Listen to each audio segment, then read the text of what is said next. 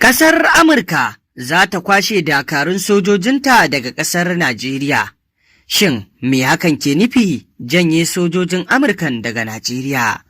Masu saurare ku gyara zama domin jin rahotannin labaran da muke tafa da su akan wannan al'amari na kwashe sojojin ƙasar nan ta Amurka daga Najeriya. Bayan dai cece-kuce da aka yi tun bayan zuwan sojojin ƙasar Amurkan a Najeriya. A yanzu dai ƙasar Amurka ta yanke hukuncin kwashe dakarun sojojin nata.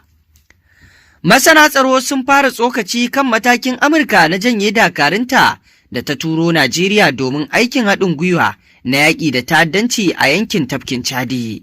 Masana na tsokacin ne bayan wata sanarwa da kwamandan Amurka a Afirka da Turai, Janar Dagbin R.M. Anderson, ya yi wata ganawa da manema labarai da ya yi kan taron manyan jami'an harkokin tsaro na Afirka na shekara ta 2026. A yayin jawabi ga manema labaran, ya bayyana irin rawar da Amurka ta taka wajen musayar bayanan sirri a yunkurin ƙasashen wajen yaƙi da ta'addanci. Sai dai masana tsaron irin su Audu Bula Mabukarti mai sharhi kan lamuran tsaro a nahiyar Afirka ya shaida manema labarai cewa yana ganin kai tsaye ba za a ce kwalliya ta biya kuɗin sabulu ba a game da zaman sojojin Amurkan a Najeriya. Ya ce a gaskiya na ɗauka sojojin za su ɗauki lokaci mai tsayi a Najeriya saboda sun ce sun zo domin taya Najeriya yaƙi da ƙungiyar Boko Haram. To amma mu a iya abin da muka sani babban aikin da suka yi a game da yaƙi da Boko Haram kwalliya dai bata biya kuɗin sabulu ba. Kwalli ɗaya ne tal shine kashe Abu Bilal Almainoki tare da wasu mukarrabansa. Kisan da aka yi wa waɗannan 'yan Boko Haram ɗin babban ci gaba ne kuma koma baya ga 'yan ƙungiyar. Bukarti ya ce, mu a zatonmu shine su waɗannan sojojin na Amurka za su ci gaba da irin wannan ayyuka har sai an gurgunta ƙungiyar Boko Haram kafin su janye daga Najeriya. Ya ce a gaskiya daga mahangar Najeriya za a iya cewa kwalliya ba ta biya kuɗin sabulu ba, to amma da a ce sun ci gaba da zama har sai an ci karfin wannan ƙungiya ta Boko Haram da 'yan bindiga, to za a iya cewa kwalliya ta biya kuɗin sabulu.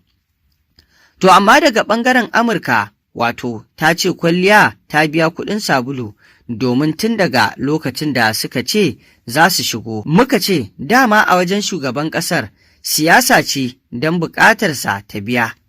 Masanin tsaron ya ce yanzu ni ina ganin tunda sojojin na Amurka za su fice daga ƙasar Najeriya, to abin da ya kamata shine ita Amurka da ƙawayen Najeriya ƙasashen yamma su sayarwa da Najeriya kayan aikin da take bukata wajen yaƙar ta'addancin, sannan kuma idan akwai wata ƙwarewa da suke da ita wadda babu a Najeriya to su taimaka.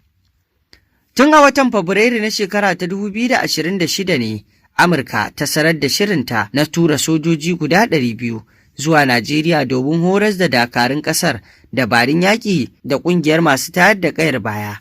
Galibi matsalolin da Najeriya ke fuskanta hare-hare ne na sarika noƙe ko yaƙin sunkuru.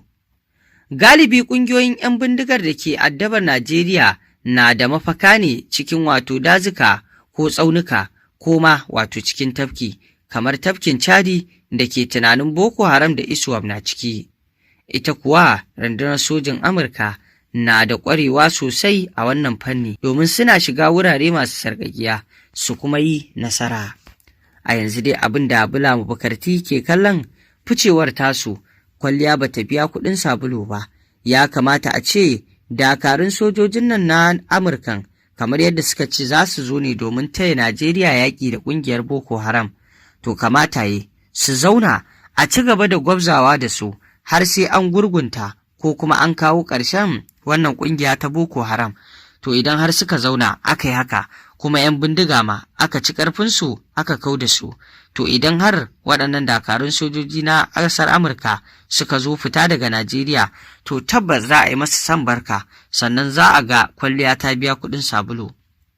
Amma yanzu idan suka tattara kayansu suka fice, kwalliya ba ta biya kuɗin sabulu ba kuma ba su yi wani aiki ba, inda Bula Mabukarti ce kwalliyar da suka biya kaɗai na kashe wannan ɗan ta'addan guda ɗaya Abu Bilal da kuma mukarrabansa shine kadai abin da dakarun sojin na ƙasar Amurka suka yi, amma banda haka babu wani abu da suka yi.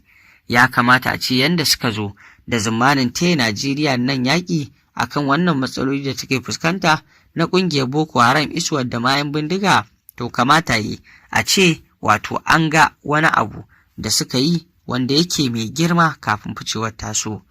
Kuma haka zalika Bulama ya ce ya kamata idan da akwai wani ƙwarewa ta musamman ta daban a horar da dakarun Najeriya shi, sannan kuma idan dai haka ne ya kamata wannan ƙasashe na yamma su siyarwa da Najeriya kayayyakin da zai taimaka a Najeriya wajen kawar da wannan matsala da ake ciki ta rashin tsaro. Kuma a yanzu kamar yadda 'yan Najeriya ke faɗa, kafin zuwan sojojin na ƙasar Amurka zuwa Najeriya domin taya yaƙi da 'yan ta'addan, matsalar tsaron ba ta kai ga irin yadda ta kai a yanzu ba, kuma gashi ana kan ƙadami babu abin da ya ragu a cikin wannan matsalar tsaro sai dai ma ƙaruwa da ta yi, kuma sannan ana cikin wannan ƙadamin su ce za su kwashe kayansu su koma gida. Shin wace matsala ce ta sanya za su bar cikin ƙasar? Shin ko sun hango cewar abin ba mai yiwuwa ba ne, ko dai akwai wani al'amari wanda dai har yanzu ba a bayyana shi ba? Babu shakka matsalar da ake ciki a yanzu idan dai har dan batun tsaron suka zo, bai ci a ce a yanzu sun kwashe kayansu sun fice ba, yayin da matsalar ta fi kamari fiye da da. Sai dai kuma wasu 'yan Najeriya za su iya cewa gara ma su kwashe kayan nasu su tafi. Sojojin Najeriya namu da muke da su kaɗai sun isa su magance matsalolin da ake ciki, wanda dama tun zuwan sojojin ƙasar Amurkan 'yan Najeriya da dama sun faɗi ra'ayinsu kan haka, na cewar babu wani abu da sojojin ƙasar Amurka za su zo su yi a cikin Najeriya face ma su ƙara damula al'amari, tunda ake kan rashin tsaro a wasu ƙasashen. Idan ƙasar Amurka ta je maimakon ma a samu sauƙi sai dai a ƙara samun taɓarɓarewa, wanda wasu 'yan Najeriya ke kallon al'amarin kamar to gashi dai a yanzu suna shirin tattarawa domin barin ƙasar. Rashin tsaro dai a Najeriya abu ne da ya zamanto yana ciwo mutane tuwo a ƙwarya, saboda irin yadda al'umma suka ɗauki al'amarin na yadda ake wato satar mutane domin kuɗin fansa babban al'amari ne. Za ka samu mutum a danginsa ba su taɓa ganin miliyoyin kuɗaɗe ba, amma haka waɗannan 'yan bindiga za su sace mutane su nemi kuɗin fansan nan mai tarin yawa, wanda ko da an tattara wato dukkan kadarorin da ahali suke da shi ba zai biya wannan kuɗin fansa ba.